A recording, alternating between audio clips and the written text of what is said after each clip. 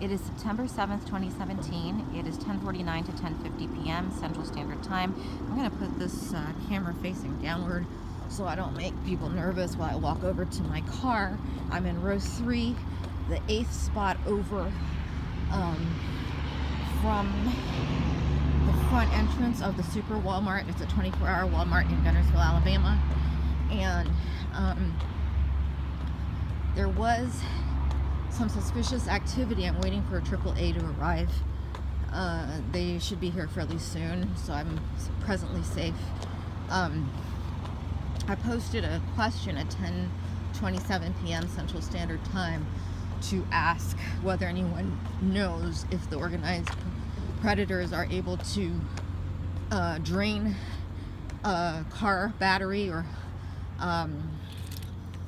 cause it to lose all its power. I don't know whether it would be a gradual process or a sudden process, either way, without physically visibly touching it, because there was someone who was very suspicious in his behavior. You know, people who've been targeted this way will recognize some of the ways they make a point, actually, a lot of times, to be suspicious. He seemed to be doing that. Strange whistling around me, a strange kind of coughing, like seemed forced, not like a natural, real cough, like maybe it was a signal or something like that. And sometimes they seem to do it, like especially if you're eating in a restaurant, they very unnaturally cough as they're walking by you, you know, stuff like that, you know. So it's the kind of thing that sounds, for people who haven't witnessed the pattern, it would sound kind of like, you know, silly things to think are related, but when you experience the pattern, they're very obviously related, that kind of thing. So he did that, and he circled around the vehicle, and, you know, with a cart really slow, and, you know, was making the point to stare at me. You know, I mean, it might have been random, but I mean, I know women have to deal with this kind of stuff anyway a lot of times, but it just did not seem random to me. It's suspicious. And then I had not gone into the store yet. I'm at the car now, by the way. I had not gone into the store yet. There's this front of the store. I'm in the 8th spot in here. But he he was in the spot that's now empty. Let me show the spot he was in. This spot here, it's in the center of the frame. He was in that spot. So just one over to my right, as if I'm sitting in the car, and one behind. That's exactly where he was there. So diagonally behind me to my right. So I was in the car, but I was not doing anything to drain the battery. I was not listening to music. I was not you know, powering up my phone or anything to browse the internet or what have you. So I did not have the light on. Everything had been fine. I just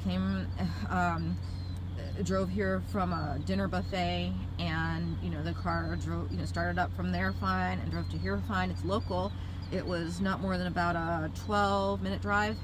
And, you know, luckily I'm a bit of a perfectionist, to say the least. Okay, a lot of a perfectionist. So what happened is, when I came out of the car, I made the point to look and see, am I properly in all of the lines before I get into the store. And this is when I discovered that mostly I am, but in this one quadrant here, I was not. You know, almost. I mean, I don't think my tire is not outside of the lines. I don't think I'm about to get in danger of a ticket over it, at least not legitimately. But I wanted to pull the car up a little bit, so, you know, if a car wants to get the space behind me, then they would just, you know, not have a car that close to the line. So basically, when I saw this, I came back into the car, and I immediately was going to just move it up a little bit.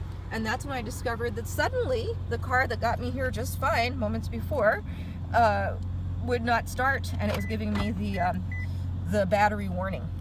So I just thought, you know, let me just come into the car and just give it another shot. I don't actually know what will happen. You know, who knows? Lots of mysterious things have been happening.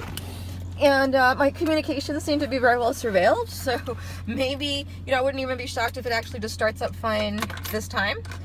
But either way, I thought, let me, before the service gets here, the AAA people and stuff, while I think about it, I've learned to document things, you know, that occur to me that might be meaningful.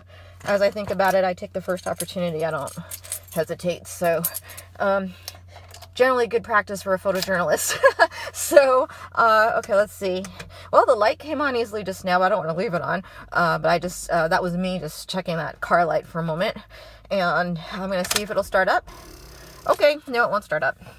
And let's see, is it, yeah, it's still giving the low battery warning there. So I'm going to maybe try it one more time real quick just to show.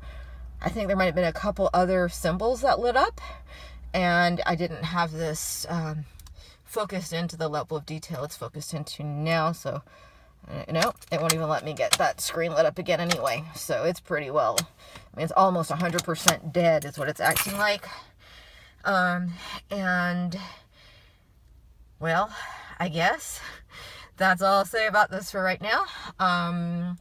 Thank you to everyone who's been keeping an eye on my posts and helping to raise awareness of both my individual situation, because it still obviously needs to be settled down so that I'm not facing acutely dangerous situations, and the concerns in general that I've been raising awareness of for over 10 years now. God bless you. Bye-bye.